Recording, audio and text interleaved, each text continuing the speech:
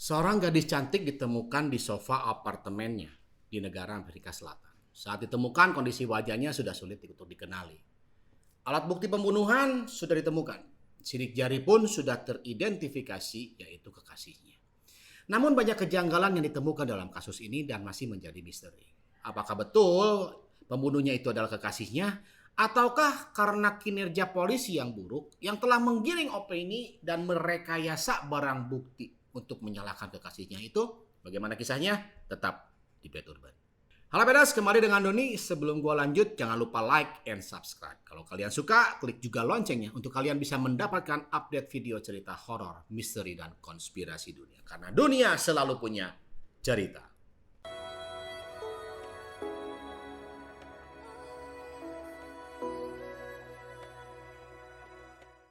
Seorang profesor radiologi terhormat di Universitas Stellenbosch Afrika Selatan bernama Ian menikah dengan Juanita, seorang fisioterapis. Setelah menunggu sekitar 10 tahun, akhirnya pada tanggal 12 Mei tahun 1982, Juanita melahirkan seorang putri yang diberi nama Ingelot. Karena bayi ini adalah bayi yang sangat ditunggu-tunggu nih, akhirnya Juanita memutuskan untuk berhenti bekerja. Dia ingin fokus betul-betul untuk membesarkan bayinya supaya bisa memberikan yang maksimal untuk pertumbuhan si bayi. Ingelot adalah putri satu-satunya Ian dan Juanita. Inge tumbuh menjadi seorang gadis yang berprestasi. Jelas dong, bapaknya seorang profesor, pasti anaknya juga berprestasi.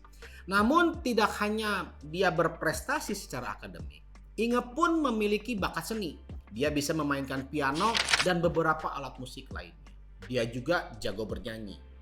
Dia terdaftar sebagai anggota paduan suara anak-anak yang cukup bergengsi di Afrika Selatan. Nah, setelah lulus dari SMA, Inge melanjutkan kuliah dengan mengambil jurusan matematika dan statistika. Dia juga mengambil gelar master untuk jurusan yang sama. Nah, Inge dikenal sebagai gadis yang baik, yang supel. Tidak sedikit pria berusaha untuk mendekatinya.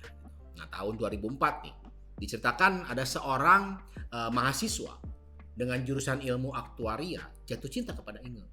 Pria ini adalah seseorang yang dibesarkan di sebuah peternakan tomat dan sapi. Berarti kaya dong ya, banyak duit. Nah, pria ini mempunyai badan yang cukup atletis. Namanya Fred van der Veer. Dia adalah seorang pemain rugby, kriket, dan juga pemain tenis. Nah, penampilan yang menarik ini membuat Inge akhirnya jatuh cinta juga kepada Fred. Akhirnya mereka menjalani hubungan mereka. Orang tua Inge pun sangat menerima Fred apa adanya. Pada tahun 2005, Fred memulai karirnya di sebuah perusahaan investasi dan asuransi bersama dengan temannya yaitu Marius Bota. Nah, mereka juga menyewa satu apartemen di daerah dekat tempat kerjanya. Di saat yang bersamaan, Inge pun pindah ke sebuah apartemen yang lokasinya itu di pinggiran Stellenbosch. Nah, lokasi ini dekat dengan tempatnya kuliah. Nah, apartemen ini juga jaraknya sekitar 30 menit dari rumah orang tuanya Inge di Welgemont. Nah, diceritakan biasanya pada hari Selasa, Fred ini suka menginap di rumah Inge. Karena Fred masih menjalani kuliahnya di kampus, jadi memang sambil bekerja dia juga kuliah. Diceritakan Fred ini tipe orang yang sedikit sensitif. Dia mudah tersinggung dan agak pemarah.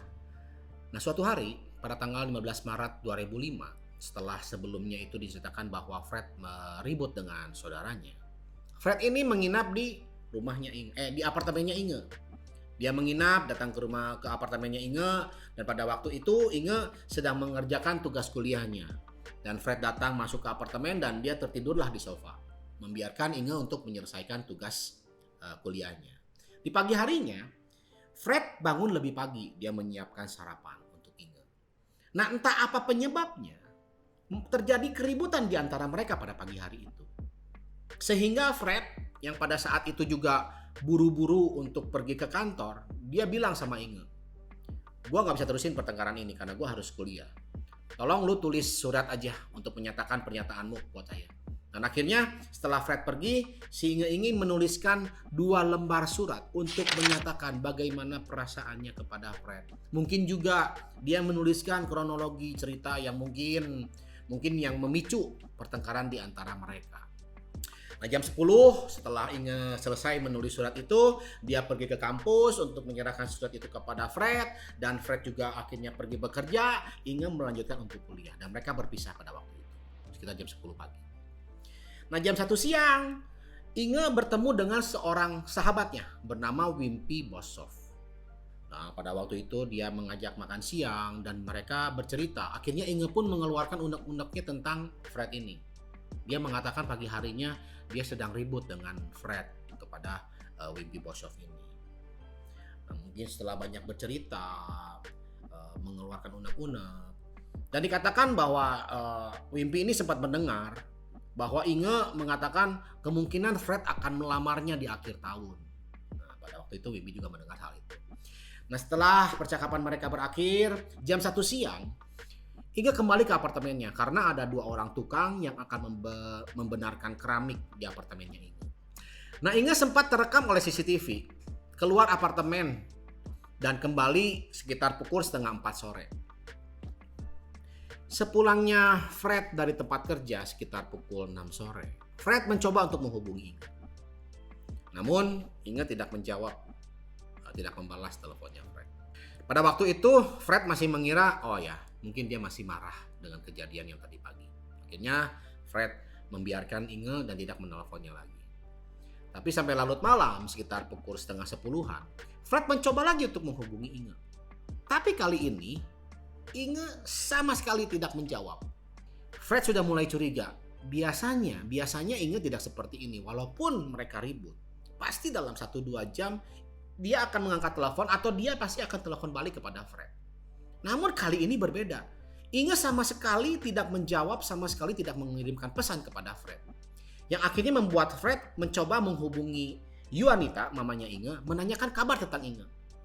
Dan pada waktu itu Juanita pun menjawab bahwa dia tidak mendengarkan kabar dari Inge dari tadi siang, dia bilang. Nah, mereka cukup curiga.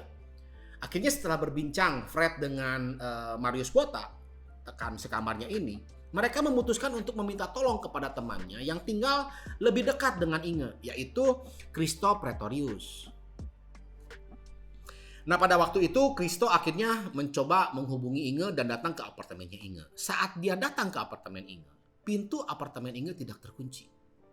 Setelah dia masuk ke ruang tamu, dengan itu dia langsung segera melapor kepada polisi karena dia mendapati Inge tidak bernyawa duduk di sofa.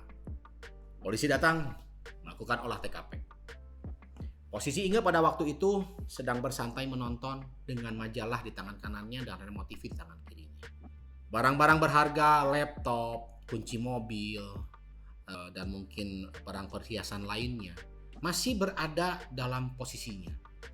Jadi bisa dikatakan bahwa ini bukanlah kejahatan perampokan atau pemerkosaan karena pakaian Inge masih dalam posisinya. Tidak diperlihatkan adanya pemerkosaan. Dari ruangan yang masih rapih dalam keadaan biasa, tidak terlihat juga ada aksi pergumulan kah, perkelahian kah. Dan juga bisa dikatakan Inge pada waktu itu tidak menyangka akan dibunuh. Bukti lain yang didapatkan oleh polisi hanyalah bercak dan noda darah yang ada di kamar mandi Inge.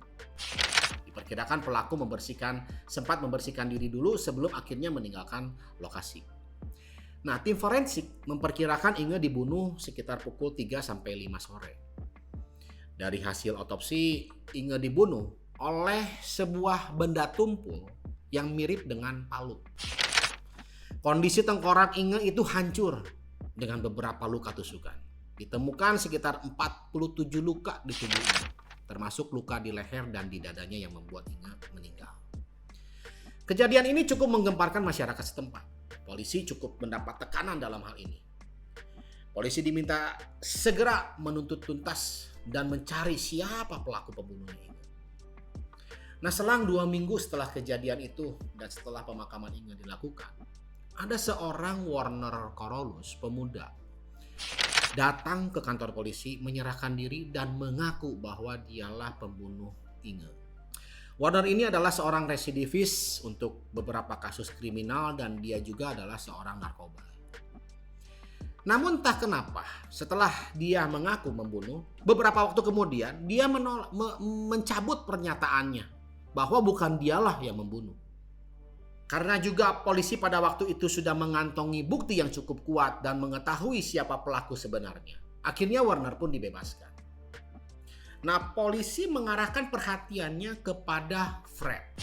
Karena kalau dilihat dari lokasi Inge dibunuh, sudah bisa dipastikan pembunuhnya atau pelakunya itu adalah orang yang cukup dikenal dekat dengan Inge. Karena tidak ada bukti juga pembongkaran pintu kah, masuk dengan paksa kah, tidak ada. Semua baik-baik saja kondisinya. Jadi polisi mengarahkan tersangkanya itu Fred. Polisi memperkirakan motifnya adalah cemburu. Fred dikenal sebagai orang yang pemarah. Inge dikenal sebagai orang yang cukup supel dan juga cantik. Banyak pria yang mendekatinya. Dan dari kesupelannya itu, mungkin Fred sering melihat Inge cukup dekat dengan laki-laki lain. Sehingga membuat Fred cemburu berat dan bisa melakukan pembunuhan. Mana lagi dikatakan pada pagi harinya mereka bertengkar, cukup hebat katanya. Dari hasil penyelidikan pun polisi menemukan sidik jari Fred yang ada di DVD. DVD itu adalah sebuah DVD yang dibeli Inge pada hari kematiannya. Dan juga polisi menemukan sepatu dengan sebuah lambang di telapaknya yang diduga telapak lambang ini mirip dengan noda yang ada di lantai kamar mandi Inge. Nah, berdasarkan bukti-bukti yang sudah kuat ini, akhirnya setelah menunggu 2 tahun, persidangan pun digelar. Jaksa penuntut umum mengeluarkan ketiga bukti tadi. Palu yang ditemukan di rumah Fred, sidik jari yang ditemukan di DVD, tapak sepatu. Nah, namun dari pihak pengacara Fred, dia membantah bahwa polisi hanya merekayasa semuanya. Dia mengatakan bahwa noda yang ada di lantai itu bukan berasal dari sepatu. Karena tidak ada noda-noda lain yang terdapat di sekitaran apartemen. Kalau mungkin memang dia menginjak darah, nggak cuma satu dong, pasti ada beberapa. Nah, ini tidak ditemukan. Kemungkinan noda darah yang ditemukan di kamar mandi itu adalah noda bekas alat pembunuhan, bukan dari sepatu. Dan berdasarkan dari isi surat Inge yang bisa mengatakan bahwa itu adalah pemicu, isi surat Inge itu tidak bisa atau tidak akan memicu Fred untuk melakukan pembunuhan. Karena di dalamnya tidak diperlihatkan bahwa itu bisa memicu pertengkaran yang lebih hebat lagi. Mungkin isinya hanya curahan hatinya saja. Mungkin juga hanya perkataan cinta atau takut kehilangan. Dan akhirnya selama 9 bulan masa persidangan, hakim memutuskan bahwa Fred tidak bersalah dan dibebaskan dari hukuman. Nah, kasus ini masih jadi misteri dan pertanyaan besar. Siapa sebenarnya pembunuh Inge yang sesungguhnya? Ada beberapa teori konspirasi. Polisi sudah terbukti menanamkan sidik jari Fred. Berarti membuktikan kinerja polisi yang buruk pada waktu itu. Dan juga dari seorang Warner Carolus yang awalnya mengaku pembunuh Inge, tapi akhirnya mencabut pernyataannya. Nah, setelah ditelusuri oleh beberapa media, Warner mengaku bahwa dia mencabut tuntutannya hanya karena polisi menekannya. Polisi menekan dia untuk mencabut pernyataannya. Padahal bisa saja si Warner Carolus inilah sebetulnya pembunuh asli. Di samping itu, tidak dikatakan dan tidak diberitakan juga kalau polisi melakukan investigasi atau interogasi kepada penghuni-penghuni lain yang ada di apartemennya Inge. Padahal bisa saja ada seorang psikopat yang tinggal bersama dengan Inge yang menjadi pelaku pembunuhan Inge. Siapa kira-kira pembunuh Inge? Nah, sebetulnya memang Fred lah pembunuhnya, karena Fred ini adalah anak orang kaya sebetulnya. Ataukah Inge hanya menjadi seorang korban pembunuhan acak yang dilakukan oleh seorang psikopat? Komen di bawah. Oke Beders, nantikan terus cerita horor, misteri, dan konspirasi dunia dari Bed Urban. Karena dunia selalu punya cerita. Ciao.